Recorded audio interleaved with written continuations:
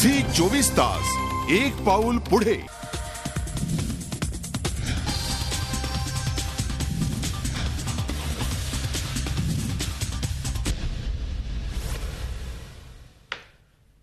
नमस्कार, मी अमोल जोशी. रोखोक मध्ये आपलं स्वागत.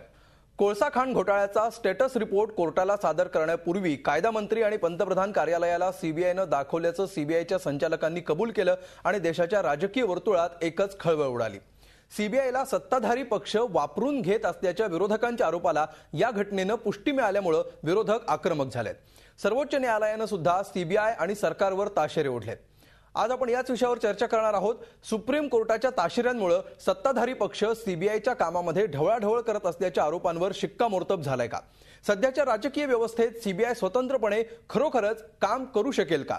आणि सीबीआय मधल्या हस्तक्षेपाचा मुद्दा यूपीए सरकारला किती भोवणार, यासारख्या प्रश्नांचा वेध घेऊया सीबीआयवर राजकीय काजळी या खास कार्यक्रमात.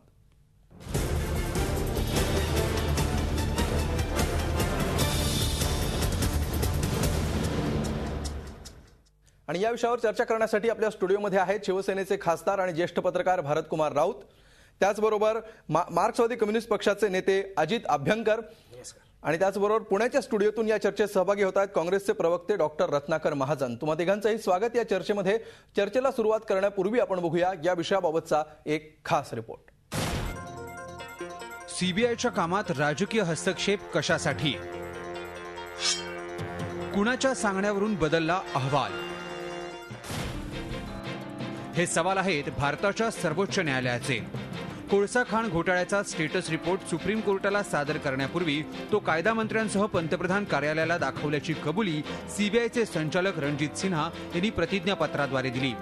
त्यानंतर हा अहवाल कुणाकुणाला दाखवण्यात आला आणि कुणाच्या सांगण्यावरून त्यात बदल करण्यात आले, अशी विचारणा सर्वोच्च न्यायालयानं केली आहे. सबसे अहम जरूरत आज ये है कि सीबीआई की स्वतंत्रता को कायम करने के लिए और क्या क्या कदम उठाने की जरूरत है, वो सब उठाए जाएं. आज झालेल्या सुनावणीत कोर्टानं पंतप्रधान कार्यालयासह सीबीआयला देखील फटकारलंय. सीबीआयनं न्यायालयाला अंधारात का ठेवलं? 8 मार्च रोजी हा रिपोर्ट कुणी पाहिला? कुणाच्या सांगण्यावरून सीबीआयनं अहवाल बदलला, असे सवाल कोर्टानं विचारले. त्याचसोबत या तपासात कोणते अधिकारी होते याची यादी सादर करण्याची सूचना सर्वोच्च न्यायालयानं केली आहे. सीबीआयला राजकीय हस्तक्षेपातून मुक्त करण्याची गरज व्यक्त करतानाच राजकीय नेत्यांचे आदेश पाळण्याची सीबीआयला गरज नसल्याचा कानमंत्रही कोर्टानं दिलाय. कोर्टानं केलेल्या कानउघडणीनंतर संसदेत विरोधकही आक्रमक झाले. संसद का कामकाज सबसे ज्यादा ठप इसलिए नहीं रहा है कि विपक्ष गैर जिम्मेदार है, बल्कि इसलिए रहा है कि 15वीं लोकसभा की सरकार आजादी के बाद इस देश की सबसे बेस्ट सरकार है. इस देश में जो तकलीफ है उसको मिटाओ. आप खुद अलग हो सकते हो, जा सकते हो, लेकिन देश नहीं रहेगा. लेकिन कभी न कभी फर्ज के लिए खड़ा होना पड़ता है. आप फर्ज निभाते नहीं हो. सुप्रीम कोर्ट रोज कह देता है.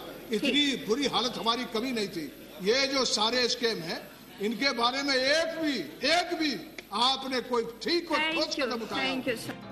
कोर्टानं फटकारल्यानंतर पंतप्रधानांच्या राजीनाम्याची मागणी विरोधकांनी तीव्र केली आहे. त्यामुळे कोळसा घोटाळा आणि सीबीआयमध्ये राजकीय मध्यस्थीचं प्रकरण मध्यावधी निवडणुकांचं तात्कालिक कारण ठरतं का, याबाबत राजकीय वर्तुळात चर्चांना उधाण आलंय.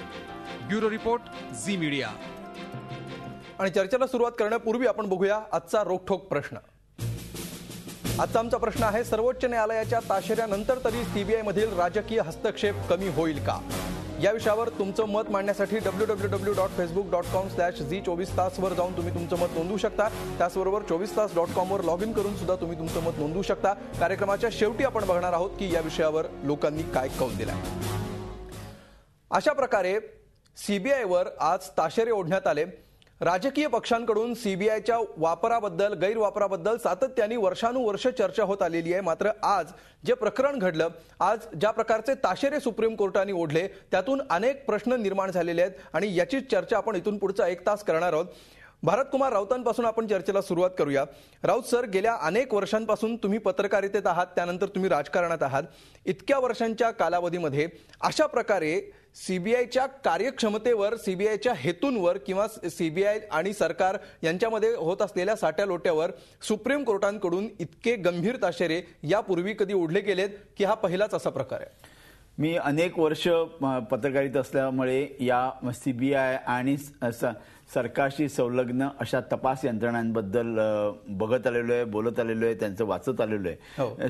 सीबीआय वर केंद्र सरकारचं नियंत्रण आहे आणि त्यामुळे त्यांचा हस्तक्षेप आहे हे वारंवार बोललं जाते. राजकीय वर्तुळात बोललं जाते, व्यापारी वर्तुळामध्ये बोललं जाते, उद्योगात बोललं जाते आणि न्यायालयाच्या सुद्धा वर्तुळांमध्ये बोललं जातं.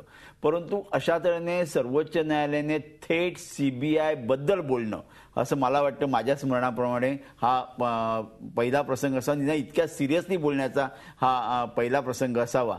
याच्यामध्ये सीबीआयवर ताशेरे आहेत ही गोष्ट बरोबर आहे, परंतु ते सर्व ते पूर्ण सत्य नाहीये. सीबीआयवर ताशेरे आहेत कारण सीबीआय याला आता निमित्त आहे.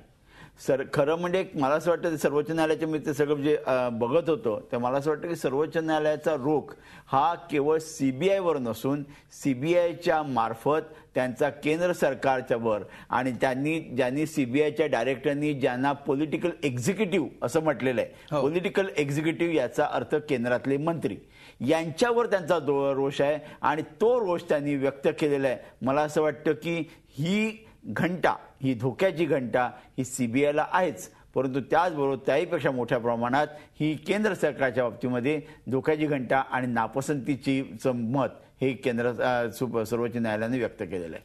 बिलकुल. डॉक्टर रत्नाकर महाजन, तुम्ही काय म्हणाल?